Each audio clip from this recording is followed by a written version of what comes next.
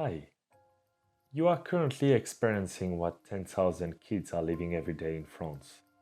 It's commonly known as blindness. It can occur from birth, through a degenerative disease, or just suddenly.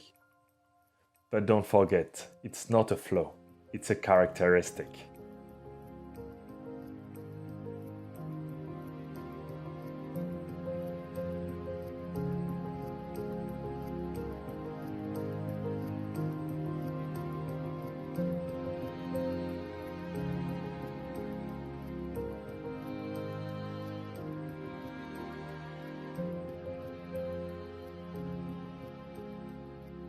And keep in mind that they're not incompetent. They excel in their own field. Hello everyone, we are a team of 5 designers. Antoine, the Pokemon trainer, Mathilde, born to win, Marine, the landscaper for Ladybug, Alphonse the adventurer, and Clémence, the lover. And we worked on designing a toy for blind children. So let's begin right away with children development and where blindness comes into play. First thing first, experts segment kids in 3 different age groups from 3 to 10 years old. From 3 to 5, kids are starting learning how to talk. They have their first friend and they start losing their clumsiness. Then, 5 to 7, it's the age of autonomy and first friends group. Kids understand better others' feeling. By then, their sense of touch is fully developed. And at last, the 7 to 10 years old. They aren't baby anymore. They need to feel the independence. And yet, they also have a strong need of social interaction. Besides that, they have a logical mind and advanced motor skill. Kids who are blind follow the same development curve, but it's slightly offset. They might find themselves behind or ahead of sighted children. They still manage to become fully independent.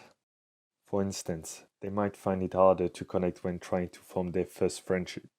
Their motor skill and their autonomy might also take longer to develop. On the other hand, their ability to speak is generally more advanced. So now, let's get deeper in their routine. As these children aren't stimulated visually, they might not be as curious, so small tasks can sometimes take more time and effort to be learned. In their home, blind kids are safe. Since they live in a location that is adapted for them, blindness doesn't apply. Whereas, outside is synonym with noises, obstacle, danger, unknown. Social interactions can be also affected. As we said earlier, at home, a kid will feel understood and cared for. But it's when that same kid arrives at another school, he will feel different. He will either be rejected or overprotected. And when he is in the street walking with his white cane, he can hear or feel people reacting around him. Besides that, his family can sometimes feel the weight of society and want to protect the child furthermore. Hopefully, during his hobbies, he can forget his difference and play along with others. Sometimes, for his family, it can be tough to accept their kids how is instead of who they like him to be. Eventually, they learn to love him for who he is. Speaking of love, the emotional development is another example of the learning curve of Seth. But for once, it's not me who will explain it to you. It's them.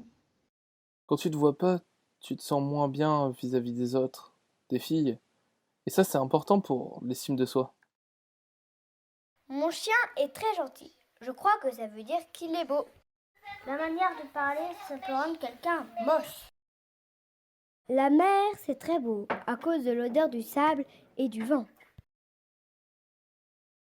This shows that we need to think of the color entering of our toys in a completely new way. Blind children's perception of beauty is unique to them. So, to sum up, those kids are regular children, but they learn to readapt themselves constantly. Regarding the environment, if it is blind-friendly, the child won't even feel his difference. However, the ignorance of others can lead to problems of self-esteem. That's why it's important for those children to have a strong support networks to feel loved and hence a good development. One of the first tools used at home as well as at school or even during medical sessions to make the kids evolve is playing. Now it's time to focus our research on what a toy is. I think that all humans play because we have to. We know that children and animals will play as a way of learning, but they also play for enjoyment. Children are hungry for play. They need to play to become fully adult. We can play together, then we can live together. Play is the expression of your imagination. It gives you free rein to your desire, your dreams to create your own story. Play is as essential as food, air, sleep, whatever else we have to do to stay alive. So when we play, we develop our intellectual capacities, our sensorial and motor abilities, our social ones, and our speech skills. In other words, play helps us to grow up and evolve. There is a whole range of toys to work those abilities. For example, construction games for Motors 1, figurines and dolls for your imagination, or puzzles for thinking abilities, or even sport activities to let off steam. If we now take a look at the production of those toys, we can see that the production is way longer than the lifetime with the user. This turnover is due to the manufacturer creating toys to meet children's stereotypes instead of their needs. For example, in store shelves, the colors distinction between boys and girls toys is outrageous, regardless of the fact that kids play with anything. So, what do we want to achieve with our game? The only limit is our imagination. If we can play together, then we can live together. Alongside with that, a good game must be adapted to kids' abilities, at the same time as being just the right amount of challenging. Whenever there is too much of one, the kid can be either bored or frustrated. So a good game must stimulate the imagination of kids to write their own story. Overall, play is a primary need to grow up. And it has to be well balanced to not restrain kids' imagination. On that point, developing imagination comes from all the four senses rather than from sight. Knowing that, we look at toys on offer regarding blind kids' real needs. First thing to notice, the packaging are boxes with no part textured, only focusing on appealing to the eyes. Consequently, blind children don't know what to ask as a gift. Parents often have to choose for them, looking for blind-friendly or easily adapt toys for said child. Here is Sarah, a little blind girl that gonna do a live unboxing of a construction toys that she bought. Things are going through from the beginning, how to find the opening when you can see it. She finally managed to open the box and set the different elements in front of her to be sure to not lose anything. Then comes the time of the instruction note. Nothing is in braille, so she can do nothing with it unless someone help her. Never mind, she go look by herself how it works by feeling the different elements and textures. Then she start to build a small animal with the Velcro, but she is afraid to break the piece, and she struggled to get the meaning of each part. Finally, she gets bored and puts the lemon back in the box, not without any trouble. We can see from this unboxing that the design of packaging is far from being blind-friendly on most of the prints. In parallel, parents are finding tricks to adapt toys to their children, such as using braille tape or adding texture on game piece. New solutions are also coming from the 3D printer. However, our action with Pickwick highlighted that the market is saturated and not fighting to blind kids.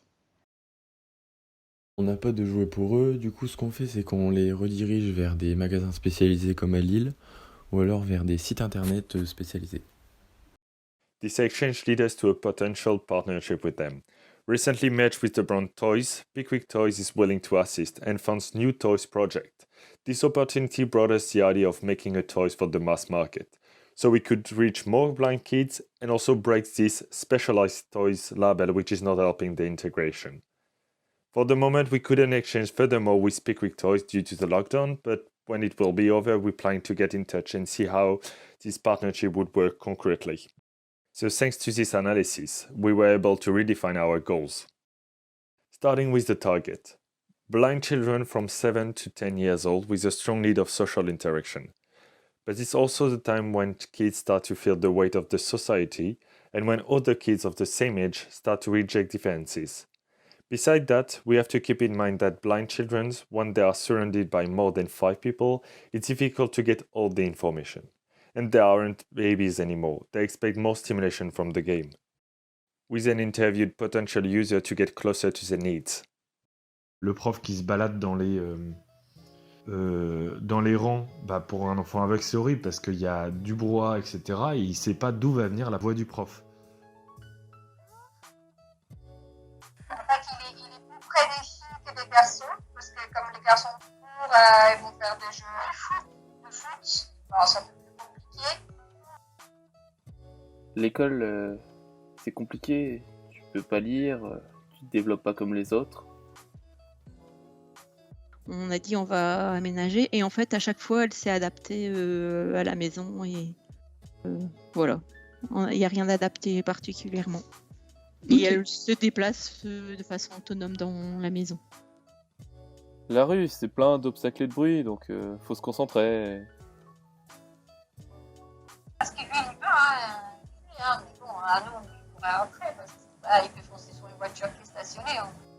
Dans ses déplacements, où elle n'est pas très autonome. Le trouble physique ou autre, le trouble qui te met en situation de handicap. C'est l'environnement qui te met en situation de handicap. Si la Terre entière était adaptée pour les gens aveugles, il n'y aurait pas de gens aveugles. So much information. Let's find the opportunities for these incredible kids. We choose the environment of the school because their biggest issue are integration and disparity, two key elements for their development. Let's dig deeper on the subject with the interview of Emmanuel Roy, a primary school teacher. Le plus gros facteur de perte de confiance en soi dans le handicap, c'est le regard de la société. Donc ça va peut-être plus se jouer à l'école qu'à la maison. Tous les enfants de la classe qui se comprennent pourquoi c'est comme ça et pourquoi il a besoin de telle et telle adaptation, il y a toujours du jugement. From here, we were able to define 3 key points for our scenario. Here is the story of Matthew, a blind kid. It's the first day of the ordinary school for Matthew.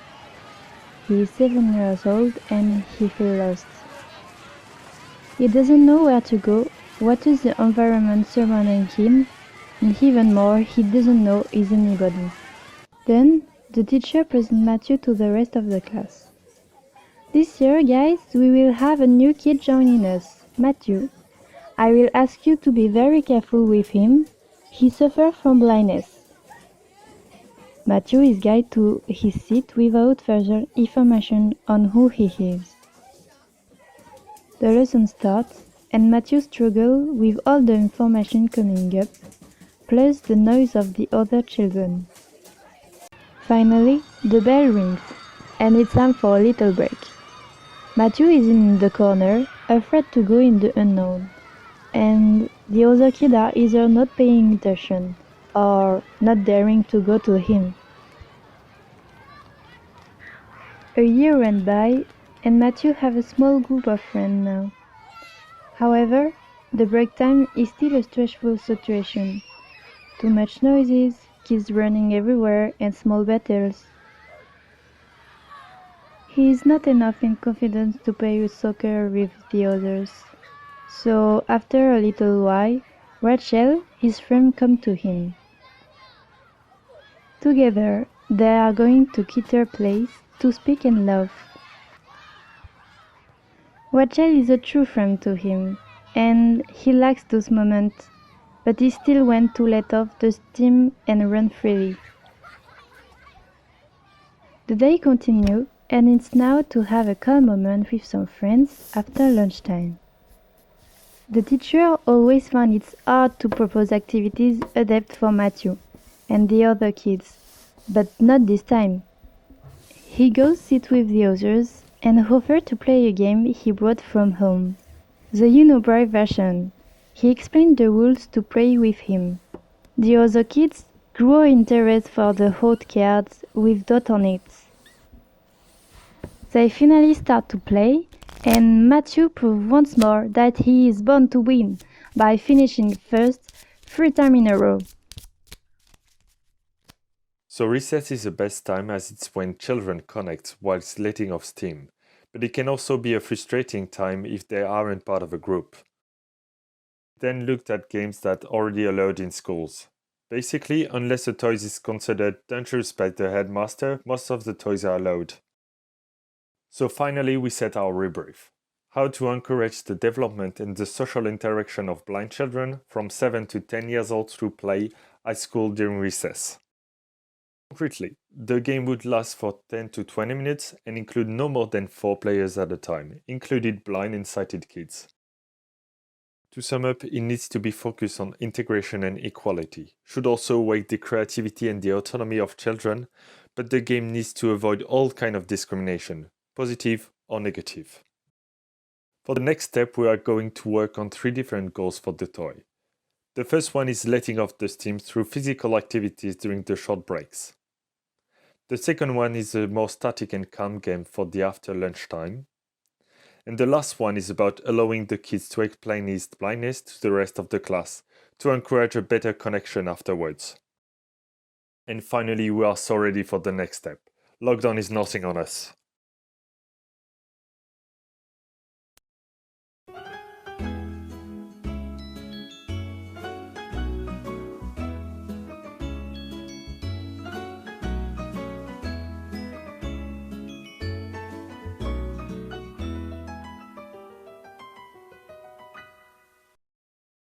And thank you to the jury. See you hopefully for real in RP2.